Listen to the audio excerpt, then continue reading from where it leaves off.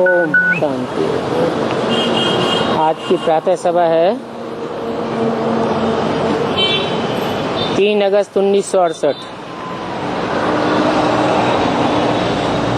बेहद का बाप बैठ बेहद के बच्चों को समझाए रहे हैं। समझने वाले दुनियावी हद के बच्चे नहीं हैं जो इस जिस्मानी स्टेज में बैठे हों, और समझाने वाला बाप भी हद का नहीं है। बेहद का बाप अर्थात 500-700 करोड़ मनुष्य सृष्टि का बाप, जिसमें रूहानी बाप आया हुआ है, जो सभी रूहों का बाप है। वो बैठ समझाए रहे हैं। जैसे बाप समझाते हैं वैसे ही बच्चों को बैठ समझना चाहिए। कैसे? बाप रूहानी स्टेज में स्थित होकर समझाते हैं, तो बच्चों को भी रूहानी स्टेज में रह करके सुनना चाहिए। परंतु माया तो बड़ी दुस्तर है। माया आत्माभिमानी स्टेज में टिकने नहीं देती है, घड़ी घड़ी देहभान में लाती है। ऐसे अपन को ज्योति बिंदु स्वरूप आत्मा समझने नहीं देती है। बाप तो देखते हैं ये साहबजादी और साहबजादे बैठे हुए हैं।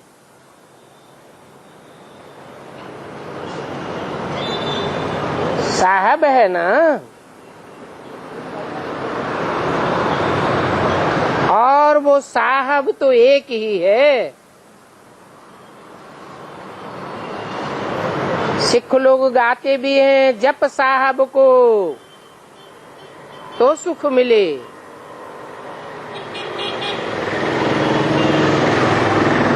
औरों का नाम का जाप करेंगे तो सुख नहीं मिलेगा।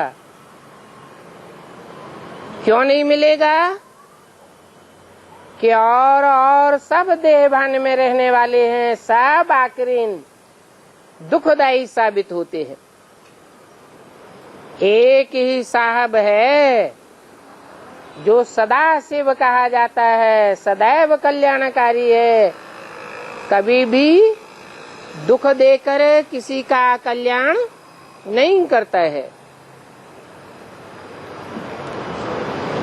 तो साहब को जपो, वो तो कहते हैं नाम को जपो। वो नहीं जानते हैं कि नाम का आधार काम होता है। जो जैसे काम करता है वैसा वैसा भक्ति मार्ग में उसका नाम जपा जाता है। रावण रुलाने का काम करता है तो रावयते लोकान रावण कहा जाता है। राम हर एक की मन बुद्धि को रमण कराने का काम करता है। बुद्धि रमण करती है, खेल करती है, प्रसन्न होती है, इसलिए उसको राम कहा जाता है। कहते भी हैं रम्यते योगिनो यस्मिन् इति राम। योगी बच्चे ही उसकी याद में रमण करते हैं। तो अभी तुम बच्चे साहबजादे और साहबजादियां हो, फिर भविष्य में शाहजादे और शाहजादियां बनाने के लिए बाप आए हैं।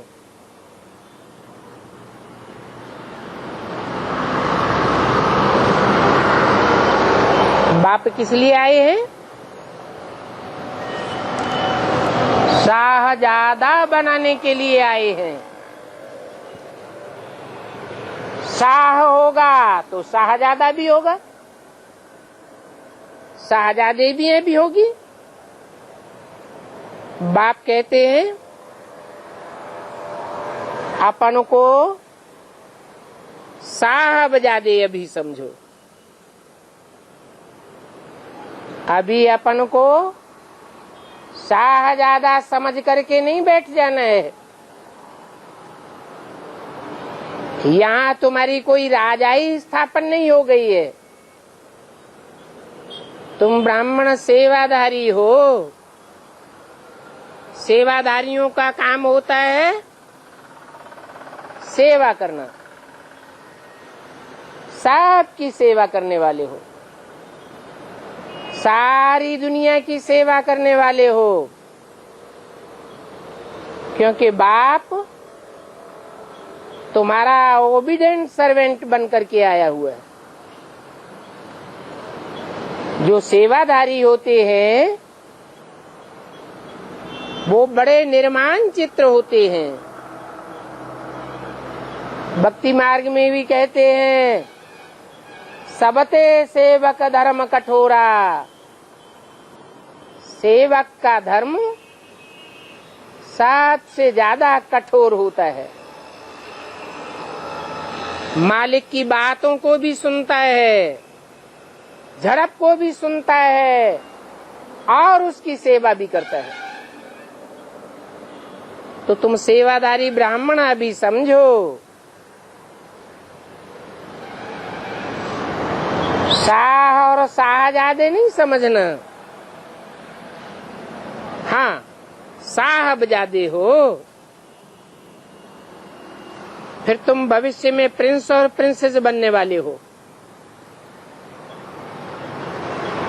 यहाँ तुम आए ही हो ये प्रिंस प्रिंसेस बनने के लिए। ये पक्का निश्चय रहे कि हम साहब के बच्चे और बच्चियां हैं। ये बात भी याद रहे तो बड़ी खुशी चढ़ी रहे। अपार सुख 21 जन्म के लिए मिलने वाले हैं, परंतु कर्म भी फिर ऐसे करने चाहिए। साहब देखते हैं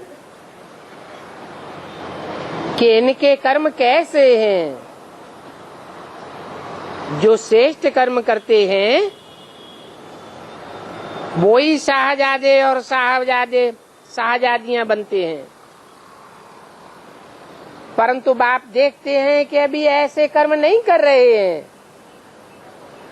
देह अभिमान में आकर कोई न कोई श्रीमत के विपरीत कर्म कर लेते हैं। तो फिर ऐसे विपरीत कर्म करने वाले शाहजादे और शाहजादियां नहीं बन सकेंगे। फिर क्या बनेंगे? फिर जाकर के प्रजा में दास दासियां बन पड़ेंगे। अपने अपने कर्मों के अनुसार ही जन्म लेते हैं। बुद्धि में सदैव ये याद रखो कि अभी हम साहबजादे और साहबजादियां हैं, फिर हम भविष्य में शाहजादे और शाहजादियां बनेंगे। अच्छी तरह से बुद्धि में रखना चाहिए कि हम बैगर टू प्रिंस बनने वाले हैं।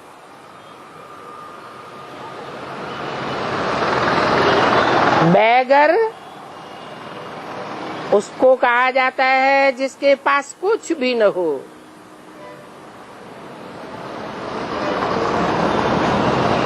घर भी न हो, पद भी न हो, मान मर्तबा कुछ भी न हो।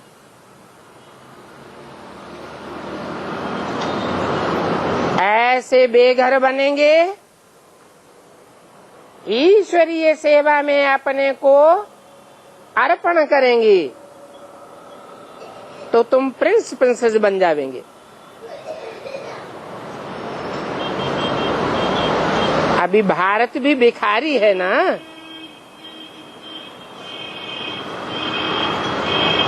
तो जो भारत अभी भिखारी है वो भविष्य में प्रिंस बनने वाला है।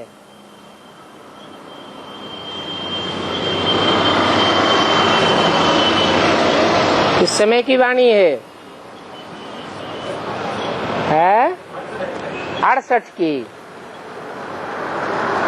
68 के लिए बोला भारत अभी भिखारी है। फिर घोषणा की कि Bharat full beggar to full prince बनने वाला है। कब के लिए घोषणा की है? 10 वर्ष की घोषणा की 66 में कि 10 वर्ष में भारत क्या बन जाएगा। लक्ष्मी नारायण के चित्र में घोषणा दी हुई है न नीचे। वो लक्ष्मी नारायण का चित्र कब बना था?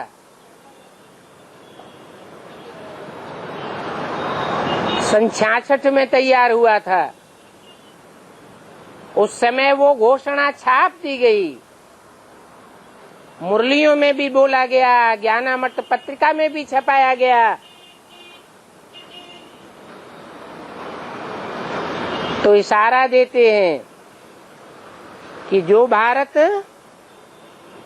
बैगर बन जाता है उस भारत को बाप आकर के बैगर टू प्रिंस बनाते हैं। ये बाप का 5 ईयर प्लान शुरू होता है 76 से। 77 को संपूर्णता वर्ष मनाया गया। संपूर्ण बैगर तो संपूर्ण प्रिंस बन जाता है। अगर ईश्वरीय सेवा में संपूर्ण बैगर नहीं बनता, ये बात सभी ब्राह्मणों के लिए लागू होती है, तो फुल प्रिंस भी नहीं बन सकता। जितना जितना जो बैगर बनेंगे उतना उतना प्रिंस बनेंगे। कोई तो सतयुग के आज में ही प्रिंस बनेंगे और 21 जन्म लगातार प्रिंस बनते रहेंगे। राजाई घराने में जन्म लेते रहेंगे, परंतु हर जन्म में तो कोई राजा बन न सके। कोई फिर ऐसे भी होंगे जो त्रेता के अंतिम जन्म में जाकर के प्रिंस बनेंगे। वो भी कोई जरूरी नहीं है कि प्रिंस बनने के बाद फिर राजा बने। प्रिंस प्रिंसेस बहुत होते हैं और राजाएं थोड़े बनते हैं। तो तुम जानते हो कि भारत अभी बैगर टू प्रिंस बनने वाला है। तो बाप देखते हैं कि कोई अच्छे कर्म नहीं करते हैं तो जरूर ख्याल होगा इन विचारों की क्या गति हो जाएगी। ये कर्म की गति बड़ी न्यारी है और ये कर्म करना बाप ही आकर के सिखाते हैं। कर्म अकर्म और विकर्म की गति बाप बतलाते हैं। तो अभी तुम सिर्फ ये सिमरण करो कि हम साहबजादे हैं और साहबजादे साहब को जपें। भक्ति मार्ग में नाम जपना होता है और यहाँ ज्ञान मार्ग में है याद। नाम रूप धाम गुण कर्तव्य को सिमरण करने की बात है, स्मरण करने की बात है। कहेंगे मन मना भव, परंतु माया बड़ी दुस्तर है। ऐसी दुस्तर है जो कोई को कान से पकड़ लेती है। कैसे पकड़ती है? कान से एक बाप की बात न सुन करके औरों की बातें कान पर धर लेते हैं, सुनते हैं। बाप की बातों को एक कान से सुनते हैं, दूसरे कान से निकाल देते हैं और औरों की बात कान पर धर लेते हैं, धारण कर लेते हैं। तो कोई को माया कान से पकड़ लेती है, कोई को नाक से पकड़ती है। नाक से कैसे पकड़ती है? कुत्ते की कौन सी इंद्रिय बहुत तीखी होती है? नाक। सूंघा सांगी बहुत करता है और इस सूंघा सांगी में तीव्र गति होने के कारण ही उसको कुत्ता कहा जाता है, कामी कुत्ता। तो कोई ऐसे होते हैं जो दूसरों की कमियों को, दूसरों की दुर्गंध को बड़े प्यार से सूंघते हैं। ये ऐसा करता है, वो वैसा करता है, देखें ये कैसा करता है। इन्हीं बातों में सारी ग्रहण शक्ति लगी रहती है। तो कोई को नाक से पकड़ती है, ऐसा पकड़ती है जो घूंसा गहरा लगाए देती है। उन प्रिंस प्रिंसेस को इतनी खुशी नहीं होती है जितनी तुम बच्चों को खुशी होती है। वो दुनियावी प्रिंस प्रिंसेस जो होते हैं वो तो अल्पकाल के होते हैं और तुम तो 21 जन्म प्रिंस प्रिंसेस बनते हो। तुमको लॉटरी बहुत बड़ी मिलती है, परंतु तुम्हारे में भी कोई है जो श्रीमत के विपरीत कर्म करके लॉटरी को लात मार देते हैं। नहीं तो खुशी का पारा बहुत भारी चढ़ना चाहिए। हम साहबजादे हैं, फिर भविष्य में हम शाहजादे शाहजादियां बनेंगे। अगर अपने कर्मों पर खबरदारी रखेंगे तो कोई भी पाप का कर्म नहीं करना है। अहम ऑब्जेक्ट तो है कि हम यह बनने वाले हैं। क्या यह बनने वाले हैं? माने क्या? हम वह बनने वाले हैं जिनके ऊपर कोई भी दुनिया में उंगली नहीं उठा सका। 33 करोड़ देवताओं के ऊपर उंगली उठाई गई है, सब देवताओं की ग्लानि की गई है। ब्रह्मा की ग्लानि की गई, शंकर की ग्लानि की गई, परंतु लक्ष्मी नारायण की कोई ग्लानि नहीं हुई है। तो बुद्धि में सदैव ये रहना चाहिए हम ऑब्जेक्ट कि हम यह लक्ष्मी नारायण बनने वाले हैं, जिन्होंने ऐसा कोई ग्लानि का काम नहीं किया जो कोई इनके ऊपर उंगली उठा सके। परमपिता परमात्मा है नई दुनिया रचने वाला।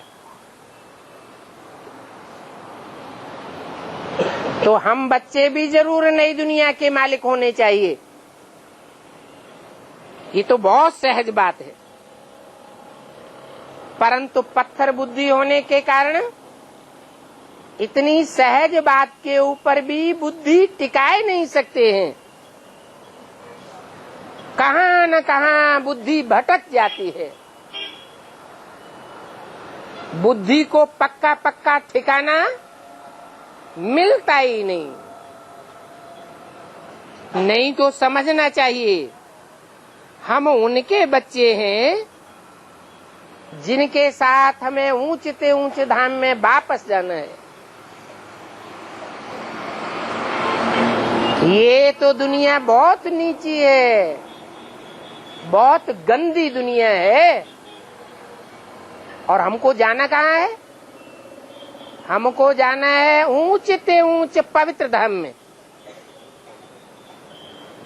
तो ऐसा ऊंचते ऊंच जाने के लिए बाप हमको बहुत हल्का बनाते हैं। फूल कितना हल्का होता है, फूल समान हमारी बुद्धि बन जाती है। बड़े से बड़ा फूल बनाते हैं। किसको? जो कांटे जैसे होते हैं उनको फूल बनाते हैं। बड़े से बड़े फूल का नाम क्या है? कमल का फूल। कमल के फूल के समान हमारी प्रैक्टिकल जिंदगी बनाए देते हैं। माया फिर नाक से पकड़ लेती है। जब माया नाक से पकड़ती है तो पूरा ही कांटा बनाई देती है, छोड़ती ही नहीं है। तो देखो, ये तुम बच्चों का युद्ध का मैदान है। तुम्हारी माया के साथ युद्ध है। तुम देही अभिमानी हो तो बाप को याद करते हो,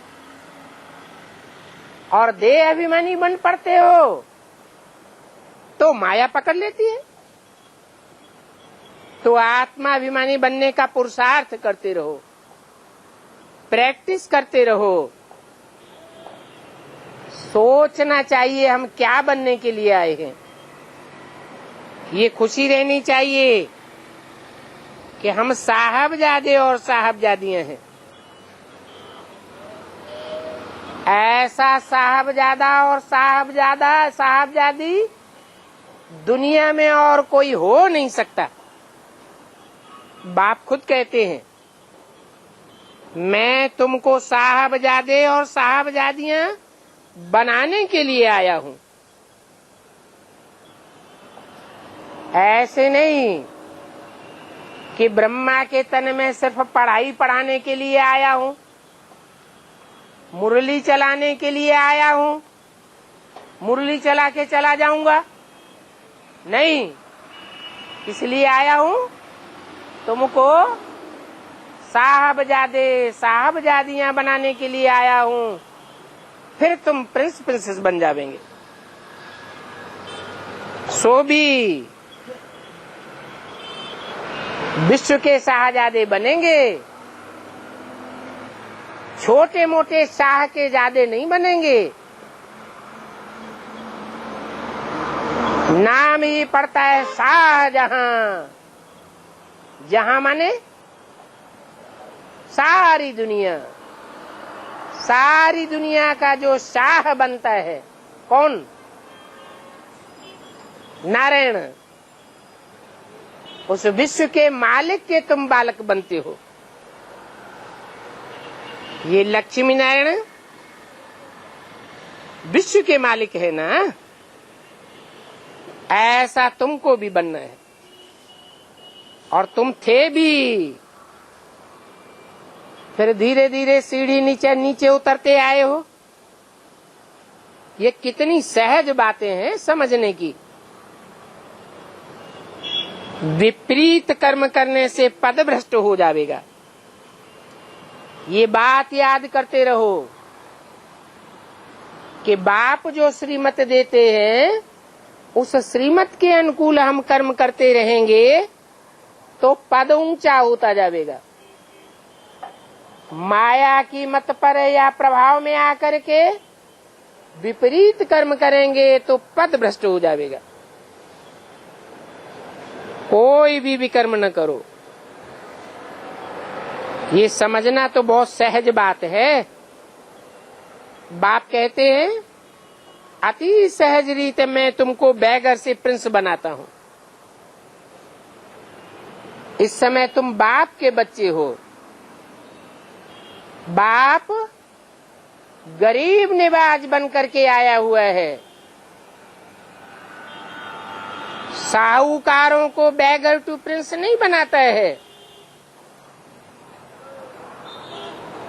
जो गरीब होते हैं, बेघर होते हैं, ऐसे बेगर्स को मैं प्रिंस बनाता हूं। तुम्हारे दिल में ये बात है कि हम नर से नारायण बनने आए हैं, तो जरूर पहले साहबजादे और साहबजादियां बनना पड़े, फिर ये शाहजादे और शाहजादियां बनेंगे। तुम्हारा एम ऑब्जेक्ट भी ये है। तो बुद्धि में रहना चाहिए कि हम पाई पैसे की प्रजा बनने के लिए यहाँ नहीं आए हैं।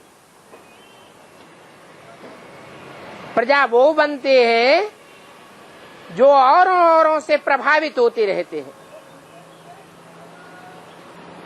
प्रभावित माना ही प्रजा। हम तो सिर्फ बाप की बातों से प्रभावित होते हैं। बाप के अलावा और कोई की बातों का हमारे ऊपर कोई प्रभाव नहीं पड़ता है। अगर औरों की बातों से प्रभावित होते रहेंगे तो हम राजा नहीं बनेंगे। क्यों? क्योंकि राजा बनाने वाला, राजयोग सिखाने वाला एक ही बाप है। और दुनिया में ऊंचे से ऊंचा कोई भी धर्म पिता, कोई भी महात्मा, कोई भी धर्मात्मा ऐसा नहीं हुआ है जिसने राजाई सिखाई हो। सब दास दासी बनाते हैं, अपने अंडर में चलाते हैं। बाप तो कहते हैं मैं तुम्हारा ओबीडिएंट सर्वेंट बन करके आया हुआ हूँ और तुमको राजा महाराजा बना के जाता हूँ। मैं तो नहीं बनता हूँ। ऐसा निष्कामी और दुनिया में कोई भी हो ही नहीं सकता। फिर भी बाबा देखते हैं कि बच्चों की अवस्था ऐसी है, चलन ऐसी है कि माया अच्छी रीत से नाक कान से पकड़ लेती है और नंबर बार पुरुषार्थ अनुसार पकड़ती है।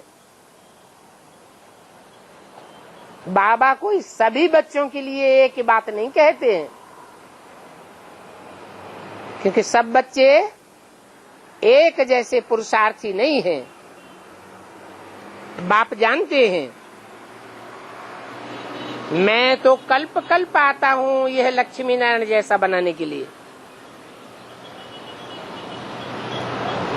वो बेहद का बाप सभी का फादर है और हम सभी ब्रदर्स हैं।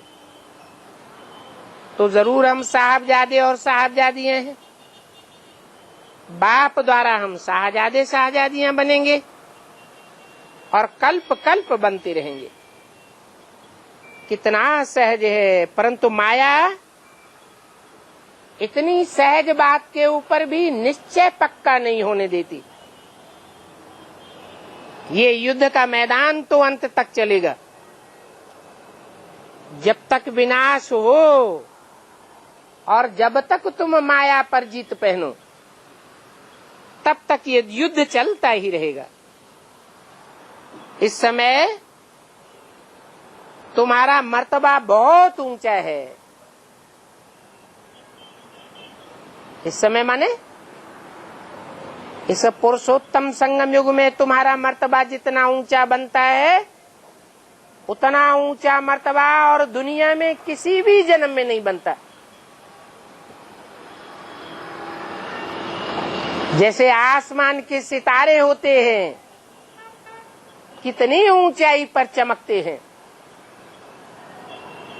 वो हैं आसमान के सितारे। और तुम बनते हो धरती के सितारे, जो विनाश के टाइम पर, महाविनाश के समय सारी दुनिया के बीच सबकी आंखों में इतने ऊंचे होकर के चमकते हो। तुम्हारी चमक ज्ञान की चमक है, ज्ञान की लाइट मारते हो। सारी दुनिया तुमको बहुत ऊंच समझती है, तो अपनी ऊंचाई को कब भूलना नहीं चाहिए। बाबा बताते हैं कि अभी तो इस दुनिया में ऊंचे ऊंचे धंधे करने वालों का मर्तबा बहुत है, ऊंचे ऊंचे पदमान मर्तबा, कुर्सियों पर बैठने वालों का मर्तबा बहुत है, धंधाधोरी वालों का मर्तबा बहुत है, पैसे वालों का मर्तबा बहुत है। लेकिन अभी थोड़े समय में ही ऐसा टाइम आने वाला है कि सब धंधों में होगा नुकसान, सब धंधे चौपट हो जाएंगे। एक ईश्वरीय धंधा संसार में इतना तीव्र गति से चलेगा जो सबको आश्चर्य हो जाएगा। और कोई भी धंधा अब चलने वाला नहीं है। देखने में भी आता है कि और धंधे चौपट होते जा रहे हैं। खास भारत में तो ऐसा हो रहा है। बाबा ऐसे नहीं कहते हैं अपने घर गृहस्थ में न रहो, घर गृहस्थ में भले रहो लेकिन मन मना भव होकर के रहो। अपने बाप को याद करते रहेंगे तो तुम नर से नारायण बन जाएंगे। 3 अगस्त 68 की वाणी का दूसरा पेज। और बाप को याद करना ये कोई कठिन है क्या? ये सभी को समझाते रहो कि ईश्वर हम सभी आत्माओं का बाप है।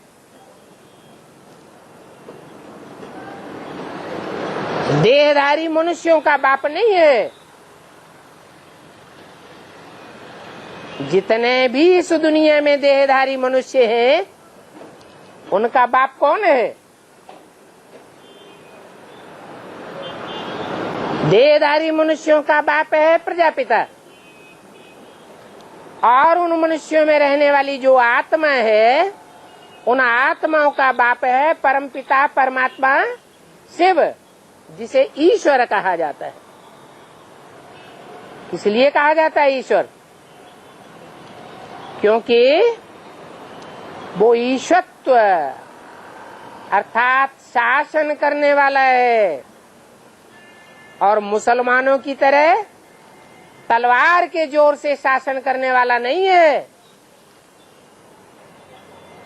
क्रिश्चियंस की तरह लोभ में लेकर के शासन करने वाला नहीं है,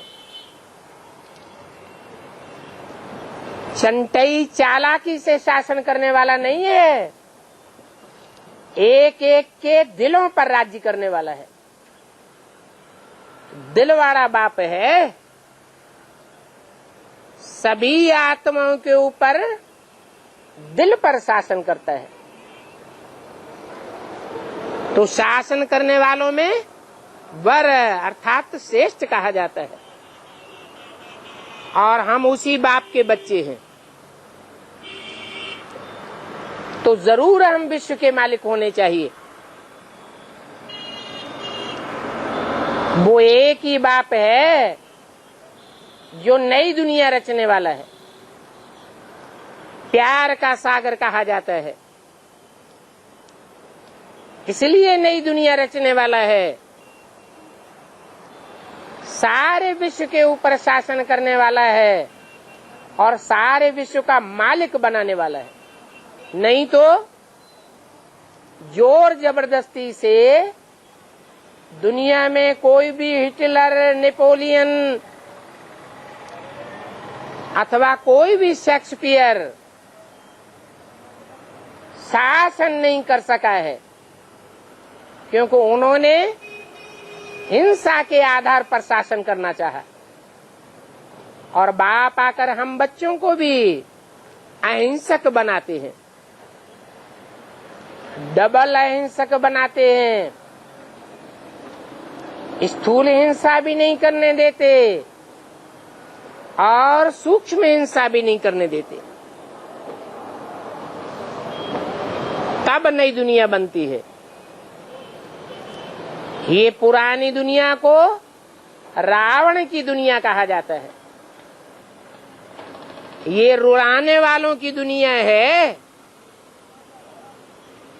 सारे विश्व के ऊपर राज्य करने की आकांक्षा करने वाले आतताई रावण हैं। हिंसा के आधार पर कितने बीवी बाल बच्चों को यतीम बनाए देते हैं। बाप आते हैं तो ऐसी हिंसा को नेस्त नाबूद कर देते हैं 2500 साल के लिए। कितना अच्छा समझाते हैं। तो नई दुनिया में तुम्हारा बहुत भारी पद बनने वाला है। अगर अपने घाटे और फायदे का पोता मेल नहीं रखेंगे तो फेल हो जाएंगे। माया ऐसी है जो तुमको फेल कराए देगी और बहुतों को फेल करती रहती है। ऐसी ये माया की युद्ध चलती ही रहती है। कहते हैं ना, असुरों और देवताओं की युद्ध लगी। वास्तव में असुर होते हैं द्वापर कलयुग में और देवताएं होते हैं सतयुग त्रेता में। तो युद्ध कैसे लगेगी? ये तो हो नहीं सकता। वास्तव में ये संगम युग की बातें हैं। अभी चेहरे तैयार हो रहे हैं। जो श्रीमत पर चलने वाले हैं उनके देवताई चेहरे तैयार हो रहे हैं, और जो श्रीमत का उल्लंघन करने वाले हैं, विपरीत चलने वाले हैं, उनकी आसुरी चलन उनके आसुरी चेहरे तैयार कर देती है। तो कहा जाता है आसुरी संप्रदाय और ईश्वरीय संप्रदाय। ईश्वरीय संप्रदाय को कहेंगे साहबजादे। ये बाप तुम्हारा सच्चा साहब है ना। तुम बच्चों को भी अंदर बाहर साफ रहना चाहिए। साफ दिल तो मुराद हासिल होगी। दुर्बुद्धि नहीं बननी चाहिए। कुबुद्धि बनने से पद मान मर्तबा नई दुनिया में नष्ट हो जाएगा। अभी तुम्हारा सदैव खुशी का पारा चढ़ा रहना चाहिए। फख्र में रहो, हम किसके बच्चे हैं। बाप जब समझाते हैं तब तो नशा चढ़ता है, फिर जब बाहर की दुनिया में जाते हैं तो भूल जाते हैं। जैसे कोई शराबी होते हैं, शराबी भी जब शराब पीते हैं तो उनका नशा बहुत चढ़ जाता है। तुम्हारा भी ऐसे होता है। बाप के सामने बैठते हो तो नशा चढ़ जाता है, और बाहर की दुनिया में जाते हो तो नशा उतर जाता है। बच्चे समझते हैं। जो बच्चे हैं वो समझते हैं कि हमारे जैसा साहूकार तो दुनिया में कोई भी नहीं है। क्यों? हम बैगर हैं तो साहूकार कैसे हो गए?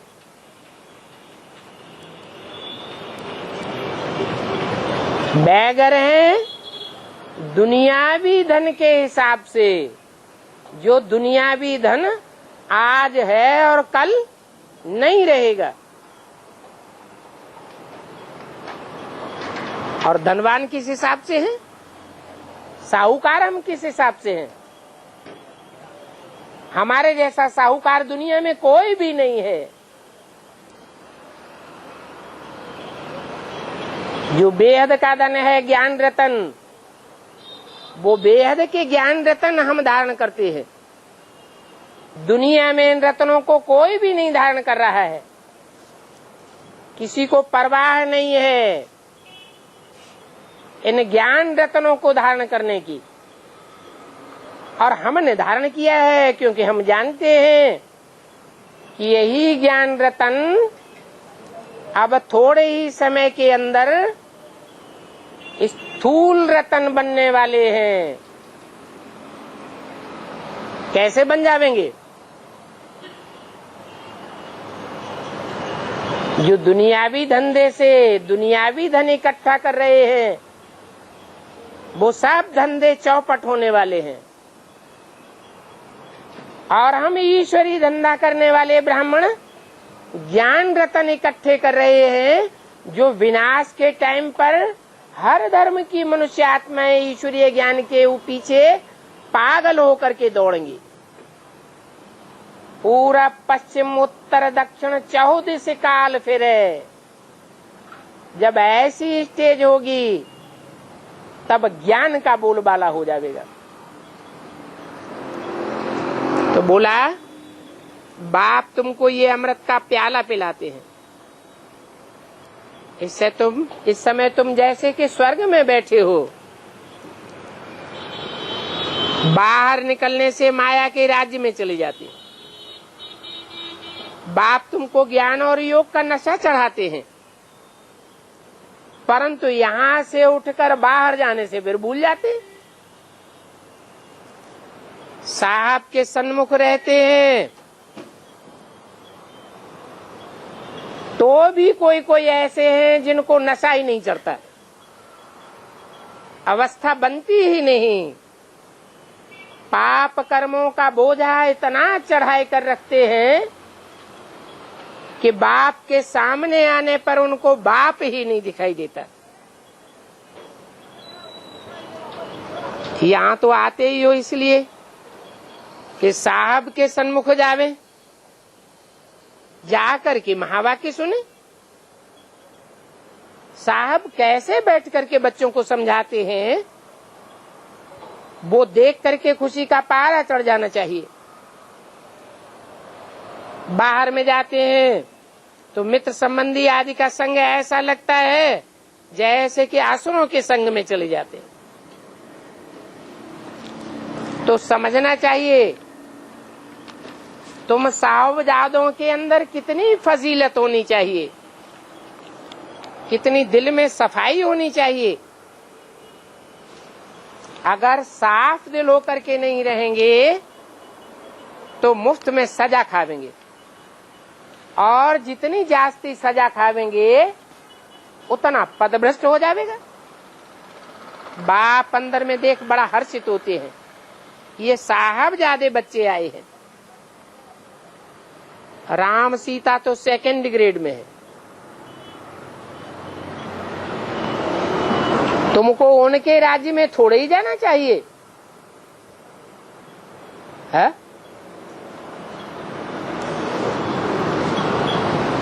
त्रेता में नहीं जाना चाहिए? जाना चाहिए या नहीं? नहीं जाना चाहिए। लेकिन सतयुग में जितने भी शाहजादे शाहजादियां बनेंगे या प्रजा बनेंगे, वो त्रेता में जावेंगे या नहीं जावेंगे? हैं? जावेंगे। लेकिन लक्ष्य दिया है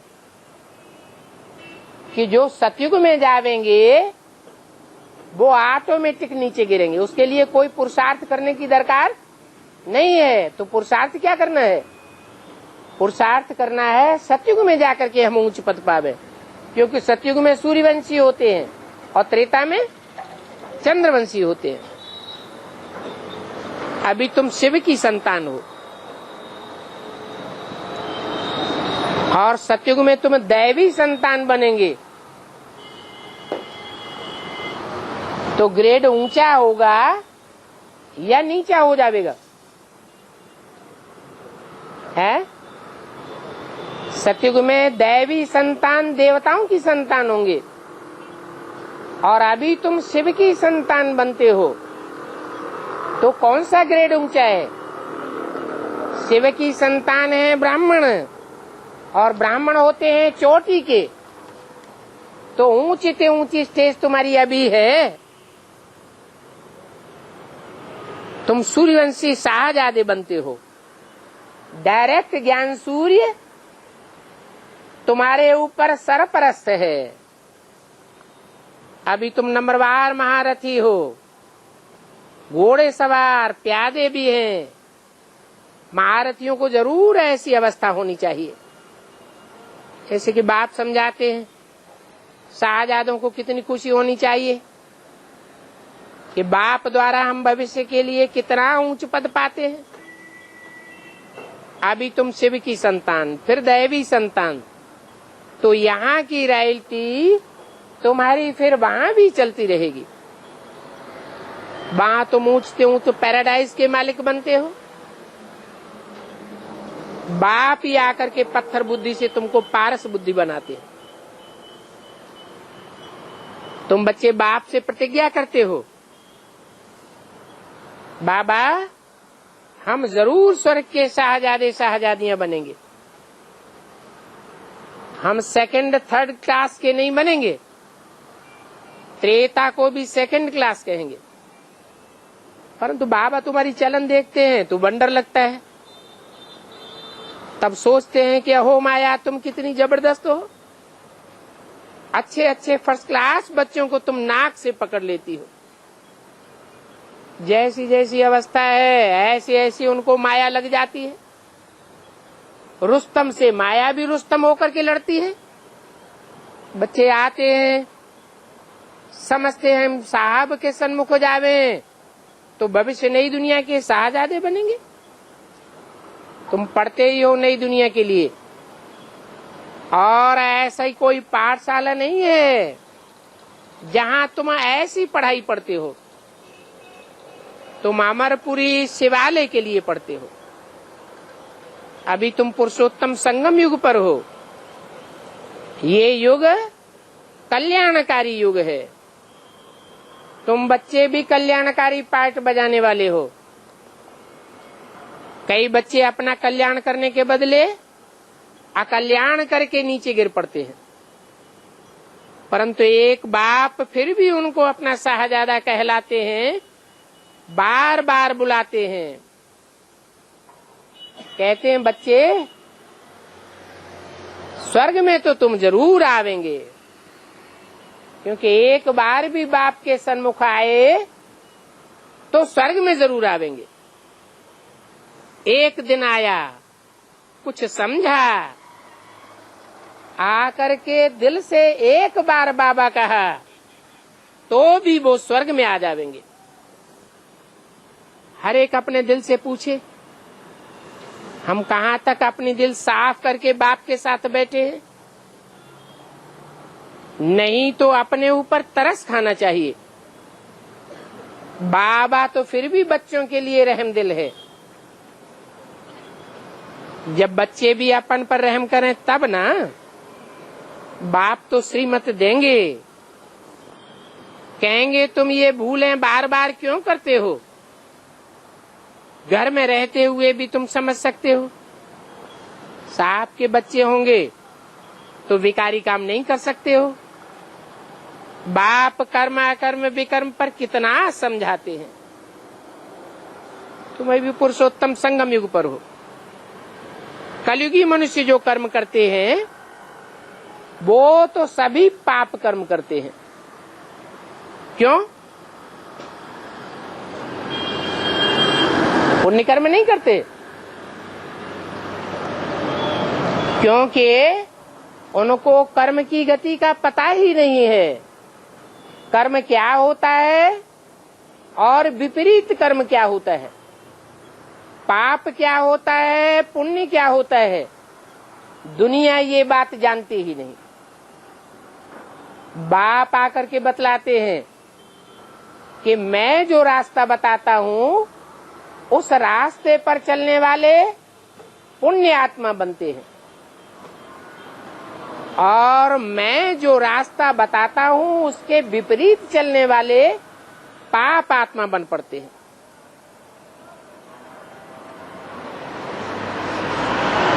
भ्रष्टाचारी बन पड़ते हैं।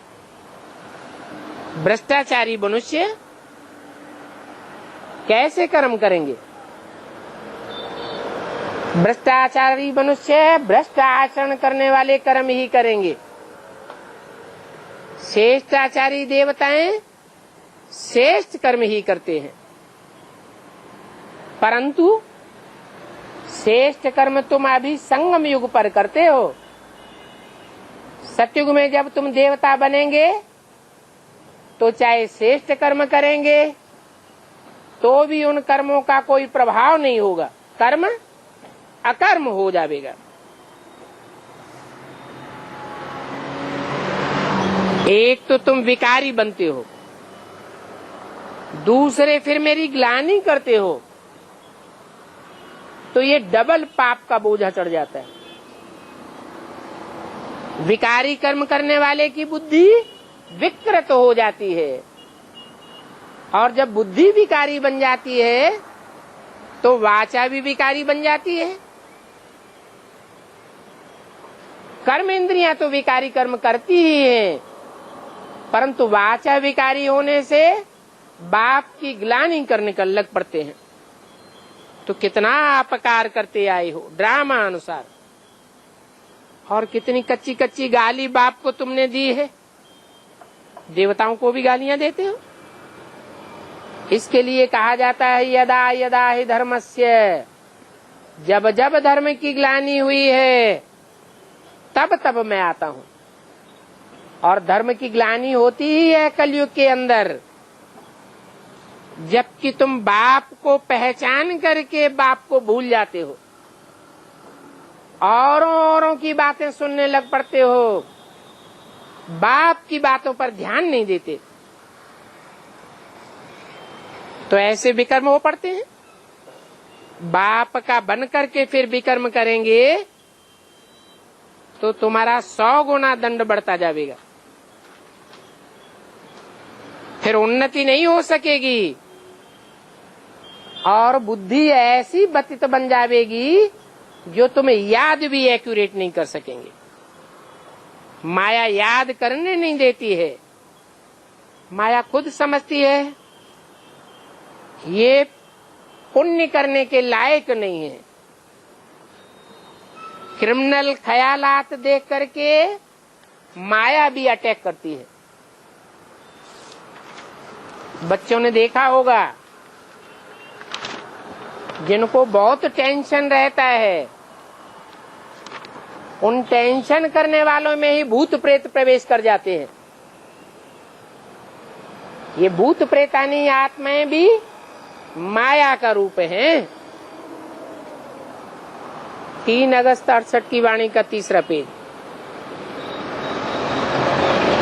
तो जो लायक नहीं है, नालायक हैं, उनको कहेंगे आसुरी रावण संप्रदाय। ये तो कहते भी हैं राक्षस राज्य है, बाकी ऐसे नहीं है कि कोई असुरों और देवताओं की युद्ध हुई।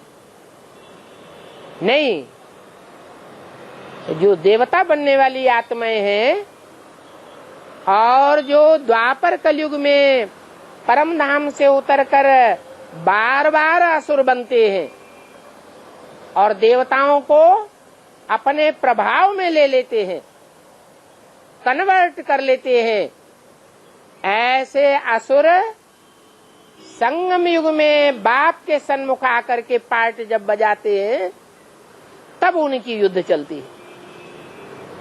जो मायावी हैं वो माया की ओर लेते हैं, रावण का पक्ष लेते हैं, और जो राम संप्रदाय के हैं, देवता बनने वाले हैं, वो राम का पक्ष लेते हैं। तो इस समय की युद्ध की बात है। इस समय कोई तो वाइब्रेशन बनाते हैं, कोई वाइब्रेशन को बिगाड़ते हैं, कोई व्यभिचारी वाइब्रेशन बनाते हैं, कोई अव्यभिचारी बनाते हैं, कोई बाप के ऊपर निश्चय बिठाते हैं और कोई बाप के ऊपर निश्चय उखाड़ देते हैं। कोई थमाने वाले हैं, कोई भगाने वाले हैं। माया है भगाने वाली और तुम बच्चे हो थमाने वाले। तो ये असुरों की और देवताओं की युद्ध है। देवताएं होते हैं नई दुनिया के और असुर कलयुग पुरानी दुनिया के। क्या असुरों का राज्य होता है कलयुग की पुरानी दुनिया में और देवात्माओं का राज्य होता है नई दुनिया में। तो समझ सकते हो उनकी लड़ाई फिर कैसे होती है। उन्होंने तो भक्ति मार्ग में सतयुग त्रेता श्रेष्ठ युगों में भी लड़ाई दिखाई दी है। द्वापर में महाभारत युद्ध दिखाई दिया है, लेकिन वास्तव में ये लड़ाई कहाँ की यादगार है। अभी संगम युग में देवात्माएं और असुरों का पक्ष लेने वाली आत्माएं दोनों इकट्ठी होती है। तो देखो शास्त्रों में कितना किचड़ा भर दिया है। और सभी धर्मों के शास्त्र फिर भी ठीक हैं।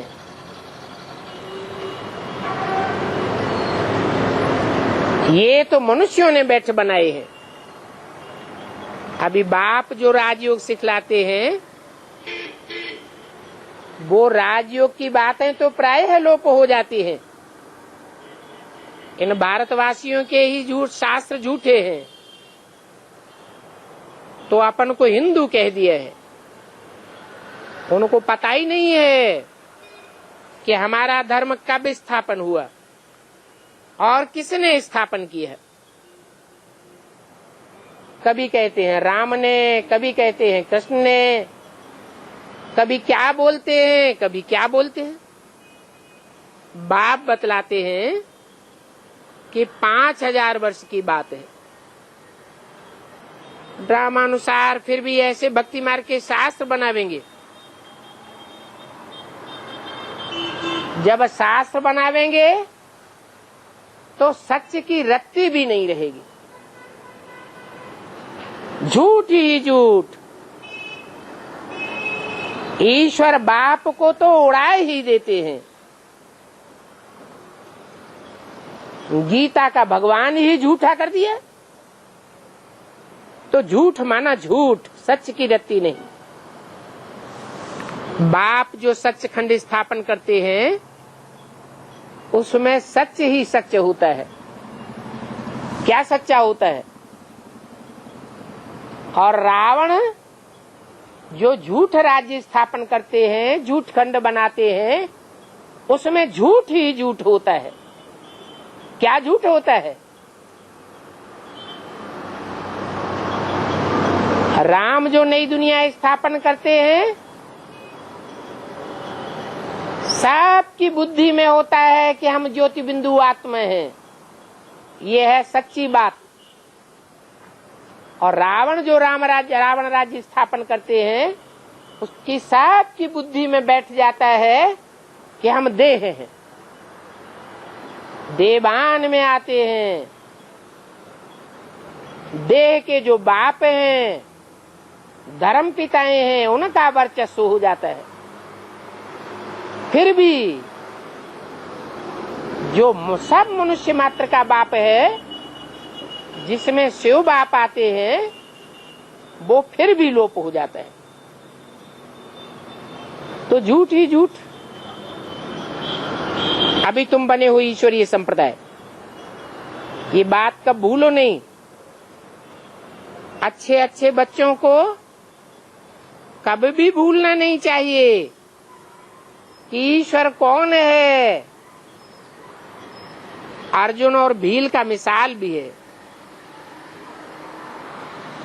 भील अर्जुन से भी तीखा हो गया। बाहर में रहने वाले ने तीर पूरा चट कर लिया।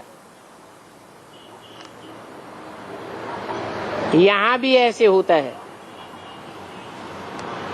जो अंदर में रहने वाले हैं उनके लिए बाप कहते हैं अंदर में रहने वाले रह जावेंगे और बाहर वाले ले जावेंगे।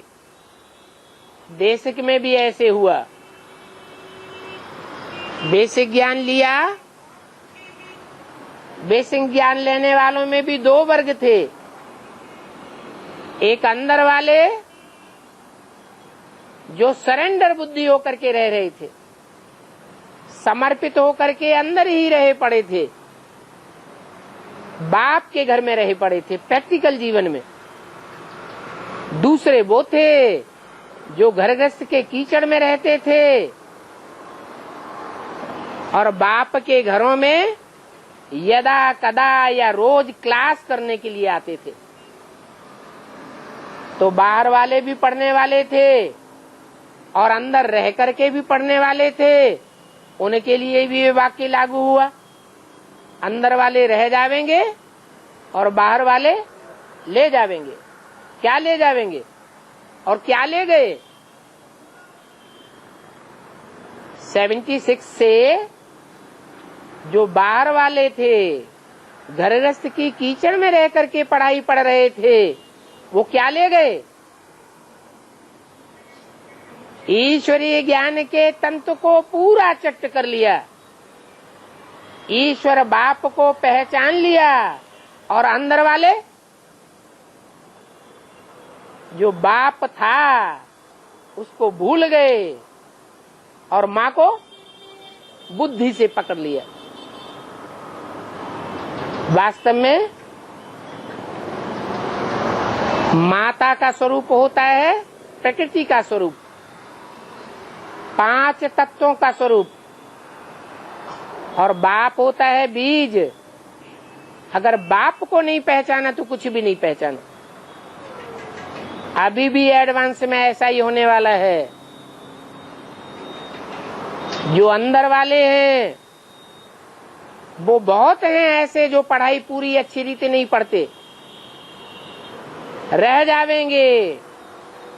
और बाहर वाले माने जो विजय माला है, चंद्रवंश से आने वाली है, बाहर रहने वाली है, ज्ञान सूर्य से डायरेक्ट पढ़ाई पढ़ने वाले नहीं है, वो आत्माएं ले जावेंगी। क्या ले जावेंगी? है क्या ले जावेंगी?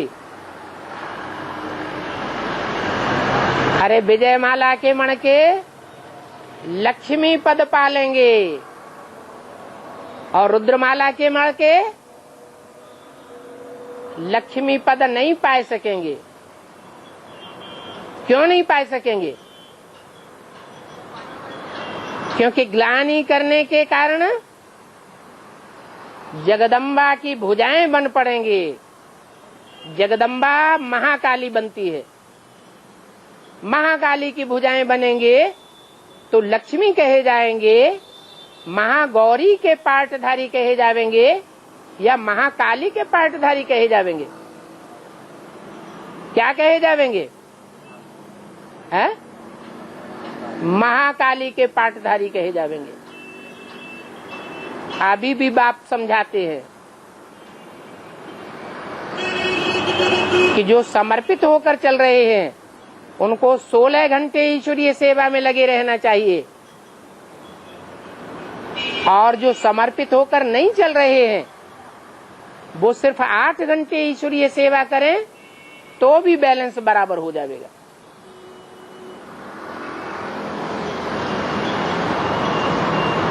तो बोला बाहर में रहने वालों ने पूरा तीर चट्ट कर लिया। बाप कहते हैं घर में रहने वाले इतना उठाए नहीं सकते हैं जितना बाहर वाले ले जावेंगे। अब बाहर वाले किसको कहा? जो उठा ले जावेंगे।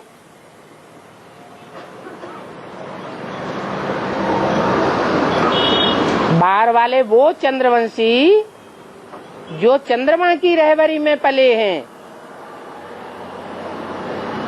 पवित्रता का वातावरण जिन्होंने धारण किया है, उनकी तरफ इशारा है। ऐसे नहीं कि सभी बाहर वाले ले जावेंगे, नहीं, ऐसे ही अंदर वालों का भी हिसाब है। सभी अंदर वाले एक जैसे नहीं होते हैं। कोई अच्छे पुरुषार्थी भी हैं और कोई नीच कोटि के पुरुषार्थी भी हैं। संसार को दिखाने के लिए कागज पर लिख कर देते हैं कि हम समर्पित हैं। सम माने संपूर्ण, अर्पित माने अर्पण में जीवन है, परंतु दिल एक दूसरे में फंसाए देते हैं। एक दूसरे की बात मानने लग पड़ते हैं, बाप की बातों को लात मार देते हैं। तो बोला अंदर वाले रह जावेंगे और बाहर वाले ले जावेंगे। माया बुद्धि को एकदम चट कर देती है। अभी बाप कहते हैं कि मैं आया हुआ हूं, ऐसे नहीं कि आकर के चला गया। ब्रह्मा के तन में आया, मुरली चला के चला गया, नहीं। शिव बाबा आया है तब तो जयंती यादगार मनाते हैं। बाप कहते हैं मेरा जन्म अलौकिक है। इस लोक में जैसा जन्म माना जाता है वैसा मेरा जन्म नहीं है। माना लोक में तो बच्चा पहले गर्भ में रहता है, गुप्त होता है, फिर बाहर में प्रत्यक्ष होता है। वो तो हद की बात हो गई, उसको जन्मदिन मनाना कहते हैं। लेकिन ये है बेहद का जन्म। कैसे? बाप पहले गुप्त होकर के पार्ट बजाते हैं, ऐसा गुप्त पार्ट बजाते हैं कि कोई को भी पता नहीं चलता, पक्का निश्चय नहीं होता कि बाप आया हुआ है। आज निश्चय करते हैं, कल निश्चय उखड़ जाता है। तो निश्चय बुद्धि जीने वाला कहें या घड़ी घड़ी मरने वाला कहें, क्या कहें? घड़ी घड़ी जीते हैं, घड़ी घड़ी मरते हैं। तो मृत्यु लोक में है या अमरलोक में है? मृत्यु लोक में है। फिर ऐसा भी टाइम आता है कि एक एक बच्चा अमरनाथ का अमर बच्चा कहा जाता है। निश्चय बुद्धि बन जाते हैं पक्के, दुनिया हिलाना चाहे तो भी हिलते नहीं। ऐसे अमरनाथ के जो बच्चे बनते हैं वो फिर कहते हैं निश्चय बुद्धि विजयते, विजयी बन जाते हैं। नई दुनिया का जो सुख है वो प्राप्त करते हैं। तो मेरा जन्म अलौकिक है तो बच्चों का जन्म भी अलौकिक है। बच्चे भी संसार में प्रत्यक्ष हो जाते हैं। 84 जन्मों में जो श्रेष्ठ से श्रेष्ठ जन्म है, जो शास्त्रों में बहुत प्रसिद्ध है, वो हर बच्चे का वो जन्म प्रत्यक्ष हो जाता है। हर बच्चा पहचानता है कि मेरा ये पार्ट है। दूसरी आत्माएं भी पहचानती हैं कि इसका ये पार्ट है। इसको कहेंगे अलौकिक जन्म। तो किसका अलौकिक जन्म है, किसका लौकिक जन्म है?